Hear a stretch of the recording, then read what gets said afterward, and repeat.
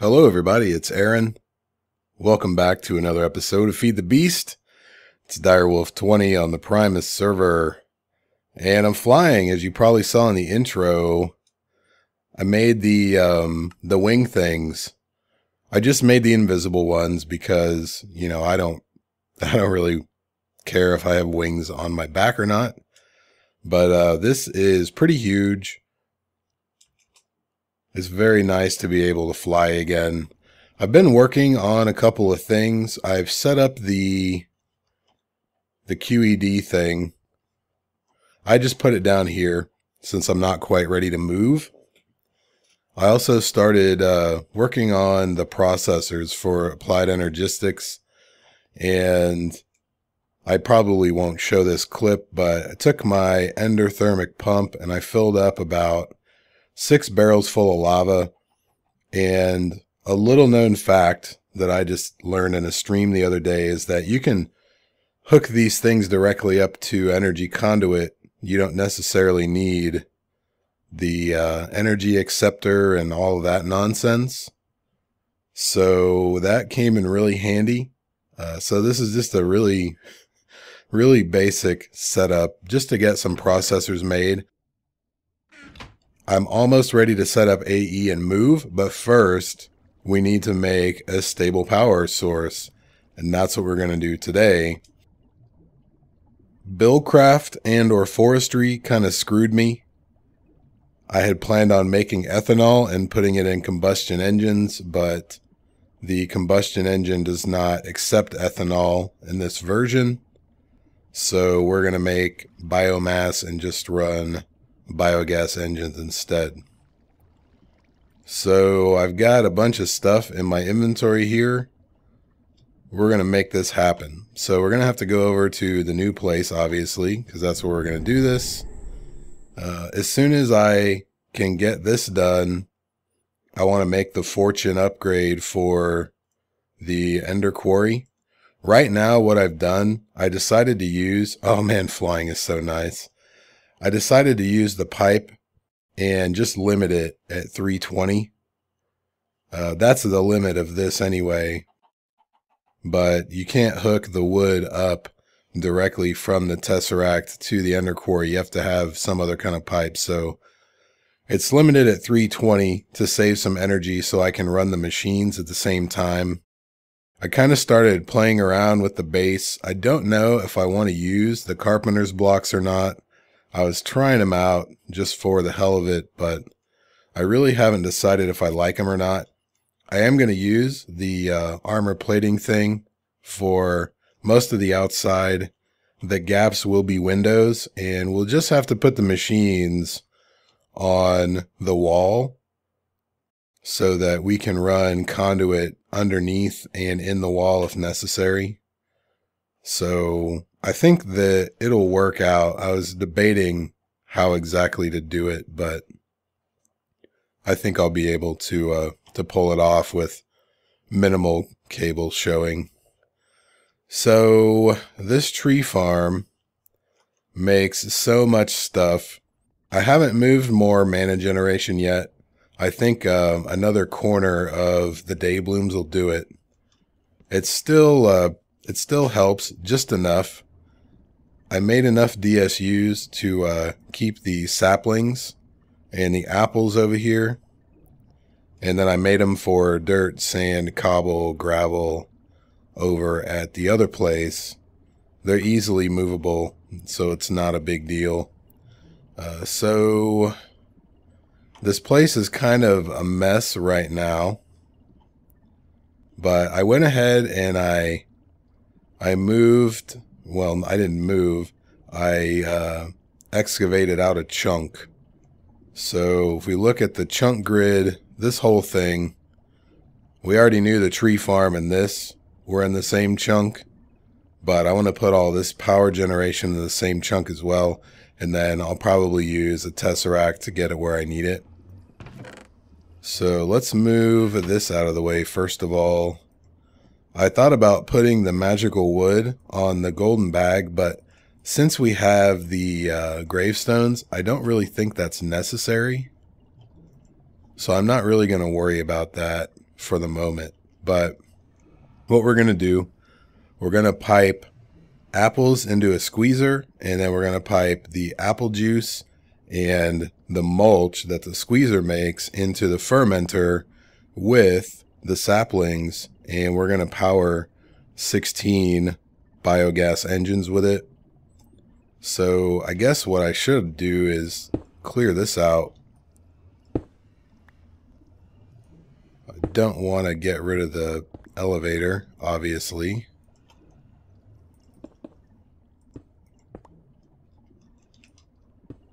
So let me just make a little room here. That's not going to work.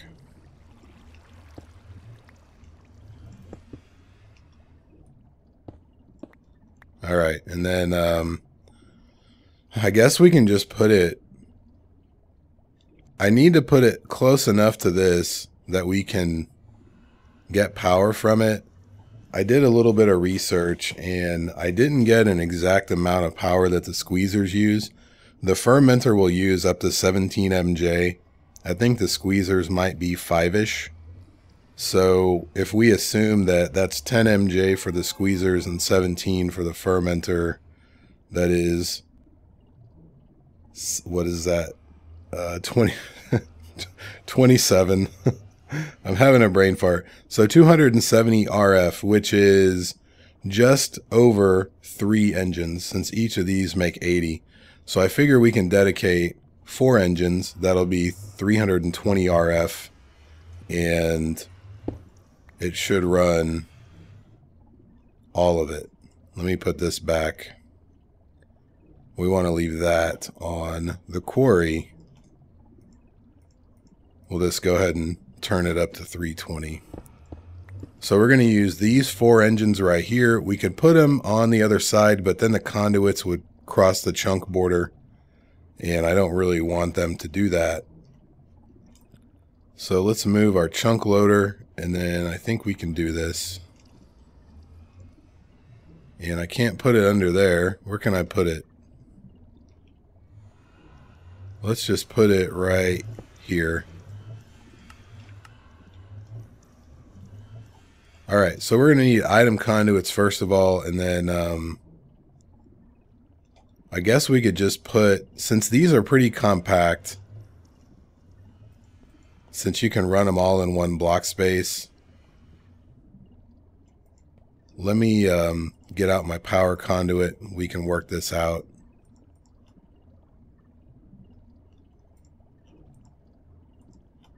And I'll keep this just in case we need it for something. But I need to make some room.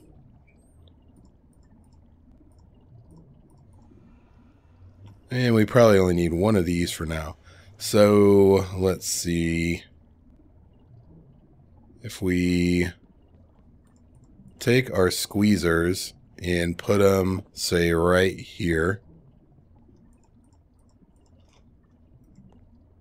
We'll do our item conduits.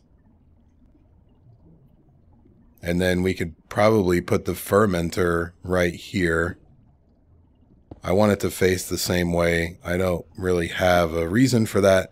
The lines on the side, it actually indicates how much of each thing you have in there. You have to put water or juice in here, or honey apparently, and then you get short meat or biomass, and that's what these will actually, you can see the liquid through the lines. It'll actually fill up. So let's see if we can do this without item filters. We're going to set this conduit, we'll leave green since saplings are green, and we'll make this one red.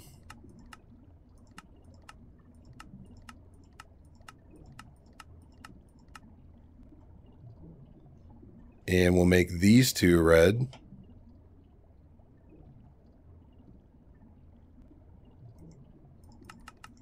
What if I go this way? Yeah, that's a lot quicker. Red, and we'll make that insert, and then we'll turn off the redstone signal for that one.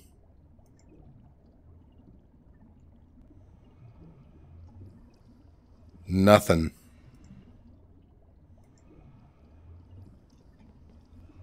I did this in the test world and it worked. Oh, I got to change the insert channel color. Okay. Still, oh, it's got to fill up the one before it gets to the other. No big deal. We could probably make them in out, because we are going to need to pull something out of there. So then this one is green. We're going to make this one green on the insert. And this one, for the extract, we want green. And same for this one. So what's going to happen is, once we power these, we're going to get apple juice and we're going to get mulch as well. And you have to put mulch or compost or something else. I think there's one other thing you can put in the fermenter along with saplings and water or fruit juice to actually make the biomass. So let's turn the redstone signal off of that one. We get saplings and we need to hook up power to these guys first thing. I think I should have made more of this kind of conduit. Or I should have moved the move the guys closer. Let me go make some conduit because I think it's more economical. And then we'll do that. I'll be right back. Alright, I got my conduit. I actually had to cook up, what is that stuff called? Conductive iron. So hopefully this will be enough. I don't see why it wouldn't be. I didn't know that would actually connect to that. I will disconnect it just because. And then we'll just run this straight over here to these guys. Just like that. Okay. So we are making fruit juice in both. I don't think we should have apples right here.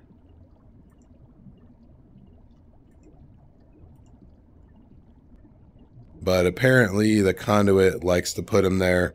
I don't think it'll hurt anything. I'll just let it go. And I'm surprised. We did get mulch, but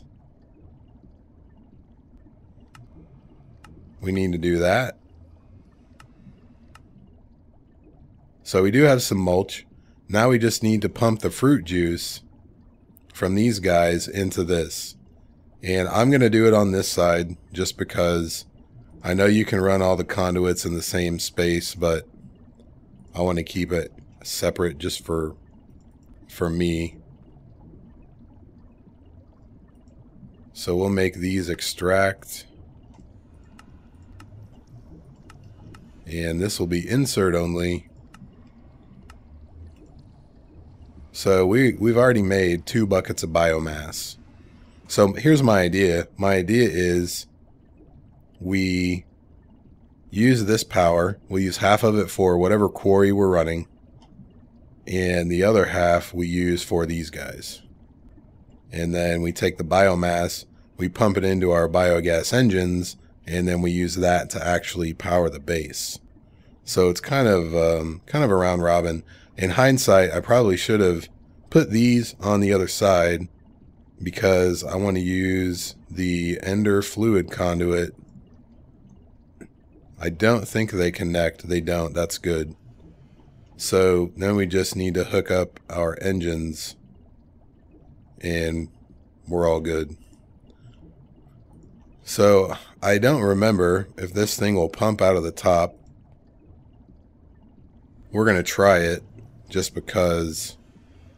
So where should we put our engines? Let's just run this conduit. We're not going to need all of it.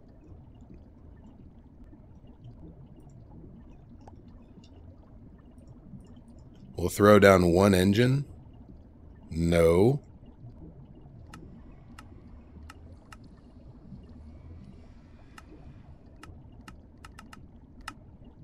And it already got fruit juice in it.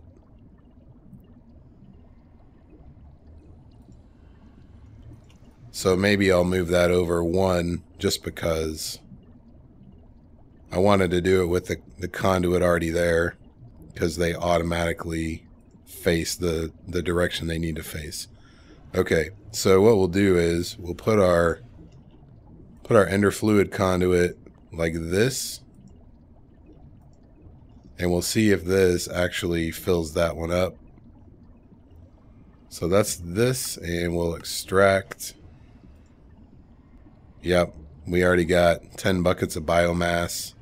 This is actually working faster than I thought. It's really handy if you have the apples, because you get the mulch as a byproduct. So kind of kill two birds with one stone. Okay, so we've got the ender fluid conduit and power conduit running to the top of all these engines. A little bit of biomass. Now we have room to use all this fruit juice, and I thought one fermenter might keep up, but we may have to add another one. In my testing, 2 squeezers fed one of these and it worked just fine.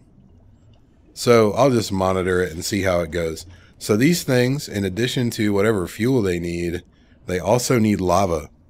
And they only use the lava when they actually warm up. So we need to give them lava as well, which is why I brought the lava drum.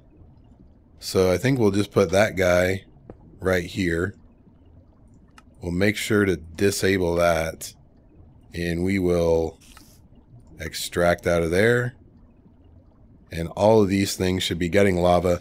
They don't use that much, but they're going to be turning off and on a lot. So I figured I'd just go ahead and set a barrel here, keep them all full, and we won't have to worry about it. So now my problem is I've got these capacitor banks. I have 8 of them.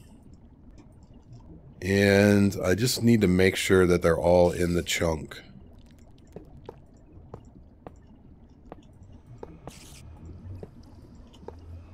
And there they go. We'll hook up one conduit right there. And it's going to be kind of cramped for a minute. I'm going to have to take out more of the wall so we have some room to walk. And then we're going to use this power monitor to actually turn the engines on when the capacitors are drained below 5%, and then turn the engines off when the capacitor reaches 99%. So the engines only kick on when this thing empties, and then they automatically turn off when it's full. So this thing is pretty cool. We're going to need to run the redstone conduit as well. Let me do that.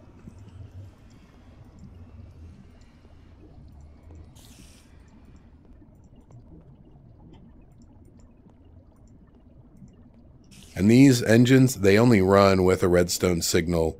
There's no configuration for low or high. They just only run with a redstone signal straight up. So we'll go ahead and leave this on in out.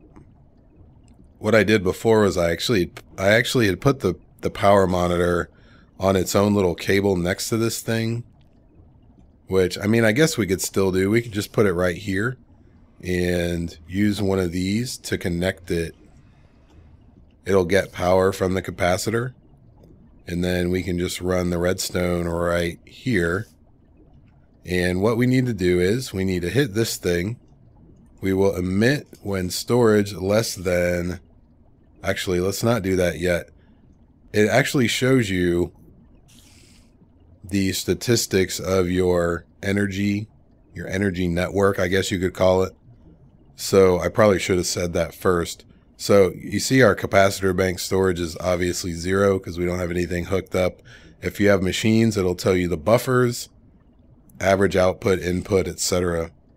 So what we want to do is we want to make this 5. We'll leave that one 99. If we click engine control, it should have lit up and all of these guys turned on. It takes them a second to warm up. That's what the lag was. So we're now filling up our capacitor banks, basically just a big battery, and I do have room to expand this a little if I need to. That's kind of a pain to make. So if you've never seen the recipe for that, you've got to make 4 of these guys, which is 2 of these per, the block of redstone, and then the energetic alloy. It's all kind of very involved. So hopefully this will give us enough to run these guys. If it doesn't, I will put another one. It looks like we are generating a lot of mulch, so that's not an issue. And it looks like it actually did catch up. Since we turned the squeezers on before we turn on the fermenter, so we probably won't need to add another one. We'll probably actually end up with an excess of mulch, and that's a bad thing in the forestry machines. If your byproduct slot fills up, it actually doesn't do anything. So I'm going to have to put a barrel here on the end and whitelist it for mulch only, so that when this guy fills up, the mulch will go to the barrel. So there is our new power setup, and this thing will output 40,000 RF a tick. We're obviously not generating that much. We're generating, these make 5 a piece, and there are 16 of them. So I think that's like 800 RF, which should be enough to run the AE system and whatever machines we need to use. I hope. That's all I can say. Like I said in probably the last episode, I think it was, I like to make quote-unquote legitimate power systems and then kind of go for a reactor later, because at some point you can only have so many engines. They start lagging after a while, and the reactor doesn't really have any moving parts, and it generates a ton of power. So, I mean, at end game, you kind of have to make a reactor and or a turbine to really do anything worthwhile. So I think this is a pretty good solution for now. It'll get us going, and then when I decide that it's time to make a reactor, we can just make the reactor and call it a day. So that's all I wanted to do this episode. Like I said at the beginning, I'm going to go ahead and make a bunch of AE stuff, and then we'll set it up in the next episode. And I think we could probably go ahead and move, start setting up some machines over here, and then figure out what to do next. So that'll do it for me, guys. If you have any questions, comments, or anything like that, please leave them down below. Thank you very much for watching. I'll see you guys next time.